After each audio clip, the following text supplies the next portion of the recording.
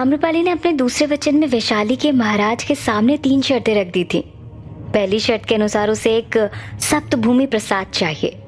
दूसरी शर्त के अनुरूप उसका नया महल एक दुर्ग की तरह हो और उसका रहन सहन महारानी से भी उच्च कोटि का हो। और तीसरी शर्त कि उसके महल में जो भी पुरुष उससे मिलने आए उसकी जांच न की जाए। आम्रपाली की इन शर्तों से सभा में बैठा हर एक व्यक्ति अपने स्थान से हिल गया। आम्रपाली इस तरह की मांग रखेगी ये किसी ने स्वप्न में भी नहीं सोचा था। राजा ने आम्रपाली को वापस अपने कक्ष में भेज दिया। आम्रपाली के सभा से जाते ही सभा में हल्ला होने लगा। वहां उपस्थित मंत्रियों ने कहा, सप्तभूमि प्रसाद और 9 कोटि स्वर्ण भार। महाराज, इतना स्वर्ण तो वैशाली के खजाने को वर्षों तक के लिए भर सकता है, और आम्रपाली को देने के लिए इतना स्वर्ण हमारे राजकोष में नहीं है। दूसरे मंत्री ने कहा, सप्तभूमि प्रसाद पूरे वैशाली जनपद में एक ही है और अपने आप में ही अनूठा है।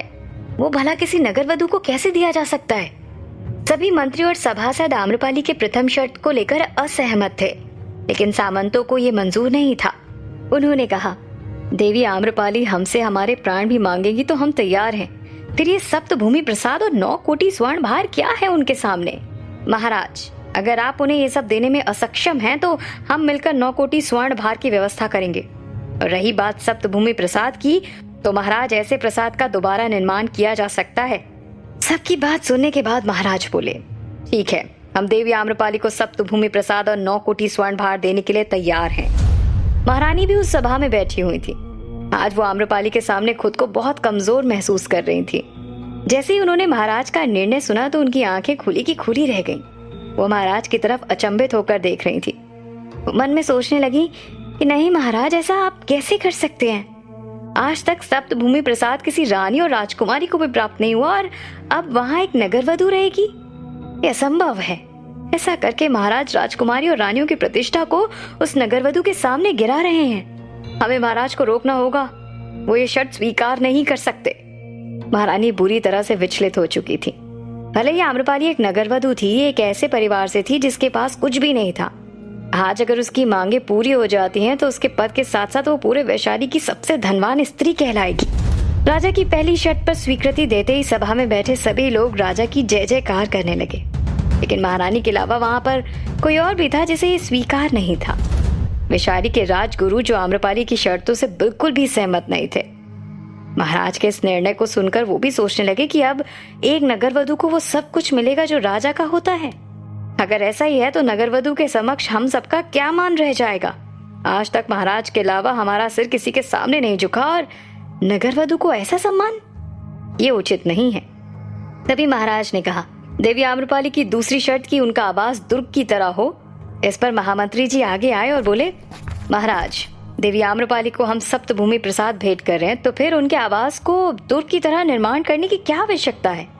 वहां उपस्थित एक सामंत ने कहा, तो क्या हुआ अगर उनकी मांग है कि वो दुर्ग जैसा आवास चाहती हैं, वो हम उन्हें अवश्य देंगे। तभी वहां उपस्थित कोषाध्यक्ष बोले, सामंतगण शांत हो जाइए।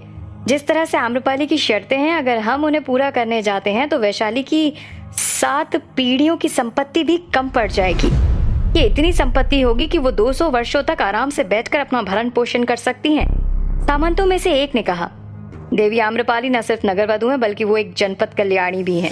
जब वैशाली पर विपदा आई थी तब उन्होंने ही वैशाली को बचाया था। अन्यथा आप भी जानते हैं कि अगर वो वापस नहीं आई होती तो वैशाली आज हमारे पास नहीं होता। इसे मगध साम्राज्य के हाथों जाने से कोई नहीं रोक सकता था। और उसके बगल में उपस्थित दूसरे सामंत ने कहा, ये सत्य है, उपहार स्वरूप देवी आम्रपाली को जितना भी धन दिया जाए वो सब तुच्छ है। एक एक करके सभी सामंत अपनी अपनी बात रखने लगे। सभी आम्रपाली के पक्ष में थे, परंतु महाराज जानते थे कि ये सब वो नहीं बल्कि आम्रपाली को पाने की चाहत बोल रही है। राजगुरु भी सभी सामंतों को घूर कर देख रहे थे। वो मन ही मन बोले, सतयुग में देवी रेणुका की वजह से भगवान परशुराम सभी क्षत्रियों का वध करने निकल गए थे। त्रेता युग में कुबड़ी मंथरा की वजह से भगवान राम को वनवास जाना पड़ा था, और द्वापर युग में द्रौपदी की वजह से महाभारत। इतिहास गवाह, हर युद्ध के पीछे एक स्त्री का हाथ होता है, हर संहार के पीछे एक स्त्री का हाथ होता है। अगर वैशाली के पुरुष वक्त रहते अपने स्वभाव में परिवर्तन नहीं लाए तो वैशाली के अंत का कारण कोई और नहीं बल्कि वैशाली की नगर वधू आम्रपाली ही बनेगी। राजा ने सामंतों को शांत कराया और बोले, वैशाली में इतना धन नहीं है कि एक नवदुर्ग का निर्माण किया जा सके। इसके लिए हमें कुछ वक्त प्रतीक्षा करनी होगी। तभी एक सामंत ने कहा, परंतु महाराज, दुर्ग निर्माण में तो वक्त लग जाएगा और तब तक हम देवी आम्रपाली से मिले बिना कैसे रह सकते हैं। उस सामंत के साथ साथ बाकी सामंत भी उसके राग में लाने लगे। हाँ, हम अब प्रतीक्षा नहीं कर सकते और प्रतीक्षा हमसे नहीं होगी। हाँ, अब हमसे और प्रतीक्षा नहीं हो सकती। पूरी सभा में बस यही गूंजने लगा था। महाराज ने महामंत्री को अपने पास बुलाया और उनसे कुछ बात की और फिर सभी से बोले, हमने निर्णय लिया है। इसके आगे महाराज अपना कोई निर्णय सुना पाते उन्हें बीच में रोकते हुए राजगुरु ने कहा, महाराज, अगर हमने देवी आम्रपाली के लिए एक अलग से दुर्ग का निर्माण किया तो आने वाले समय में वो स्वयं वैशाली के विरुद्ध अपनी सेना खड़ी कर लेंगी। कल को वहां हमारे दुश्मन बैठाकर हमारे ही विरुद्ध षड्यंत्र रचेंगी। महाराज, इस शर्त से वैशाली खतरे में पड़ सकती है। राजगुरु की बात सुनते ही सभा सोच में डूब गई। एक सामंत ने विरोध करते हुए कहा, असंभव, देवी आम्रपाली जनपद कल्याणी है जो वैशाली के लिए अपना सर्वस्व न्यौछावर करने के लिए तैयार है। वो भला वैशाली के विरुद्ध षड्यंत्र क्या रचेंगी और क्यों रचेंगी? तभी उठते हुए एक सामंत ने अपनी तलवार निकाली और भड़कते हुए कहा, हम देवी आम्रपाली के विरुद्ध कोई भी अपशब्द नहीं सुन सकते। अगर किसी ने भी उनके विरुद्ध एक शब्द भी कहा तो उनकी जीवा काट दी जाएगी। उसे देखकर बाकी के सामंत भी अपनी अपनी तलवार निकालकर खड़े हो गए। फिर एक साथ चिल्लाने लगे, हाँ, हम देवी आम्रपाली के विरुद्ध कुछ भी नहीं सुनेंगे। देवी आम्रपाली की जय हो, देवी आम्रपाली की जय हो, जनपद कल्याणी की जय हो। पूरी सभा में आम्रपाली की जय जयकार होने लगी थी। वहां बैठी महारानी ये सब देख ना सकी और गुस्से में तिलमिलाते हुए तुरंत उठकर वहां से चली गई। इधर आम्रपाली अपने कक्ष में थी। उसके बाग में बने चबूतरे के पास गुलाबी कमल से भरा एक छोटा सा पोखर था, जिसके किनारे वो अपने घुटनों पर सिर रखकर बैठी हुई थी। उनकी चूनर उस चबूतरे के नीचे पूरी जमीन पर फैली हुई थी।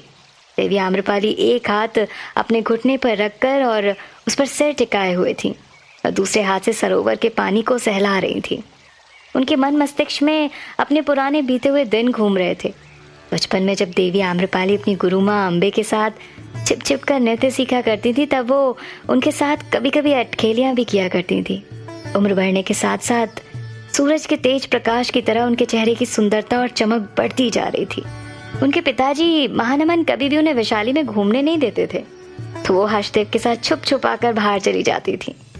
ऐसे ही जब देवी आम्रपाली 15 वर्ष की थी तो एक दिन उन्हें हर्षदेव के साथ भ्रमण के लिए जाना था और उसी वक्त गुरु माँ अम्बे ने उन्हें नृत्य के लिए बुला लिया और कहा, सुपुत्री आम्रपाली, आज हम द्वितीय प्रहर के प्रथम बेला में नृत्य सीखेंगे।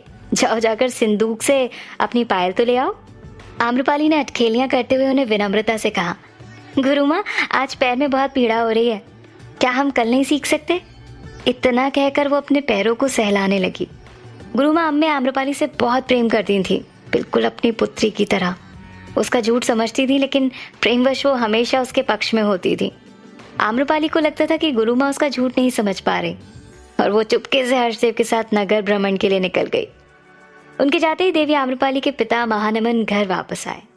महानमन ने गुरु माँ अम्बे से पूछा, देवी अम्बे, हमारी पुत्री आम्रपाली कहीं नजर नहीं आ रही? गुरु माँ ने मुस्कुराते हुए कहा, निश्चिंत रहिए महानमन जी, यही आम के बाग में होगी, वो अपनी सखियों के साथ खेल रही होगी। प्रतीक्षा करिए, हम अभी उनको बुला कर लाते हैं। गुरु माँ अम्बे आम्रपाली को ढूंढते हुए आम के बाग में जा रही थी, परंतु वो नहीं जानती थी कि आम्रपाली बाग में नहीं बल्कि हर्षदेव के साथ वैशाली के बाजार में थी। परंतु अचानक ही कुछ सोचकर महानमन ने गुरु माँ अम्बे को रोकते हुए कहा, रुकिए देवी अम्बे, हम स्वयं जाकर उसे लेकर आते हैं। कम से कम उसे खेलते हुए देख तो सकूंगा। जैसे जैसे दिन बीतता गया हम अपनी पुत्री से दूर होते जा रहे हैं। कम से कम आज हमें ये अवसर मिला है तो हम जाते हैं। महानमन आम के बाग की तरफ चले गए, परंतु जब उन्हें आम्रपाली वहां कहीं नजर नहीं आई तो वो हैरान परेशान होकर तुरंत देवी अम्बे के पास गए और उनसे आम्रपाली के बारे में पूछा। गुरु माँ अम्बे भी अनजान थी कि आम्रपाली इस वक्त कहाँ जा सकती है। महानमन ने कहा, देवी अम्बे, पता नहीं क्यों हमारा मन बहुत विचलित हो रहा है। ऐसा प्रतीत हो रहा है कि हमारी पुत्री किसी संकट में है। अब गुरु माँ अम्बे भी परेशान थी।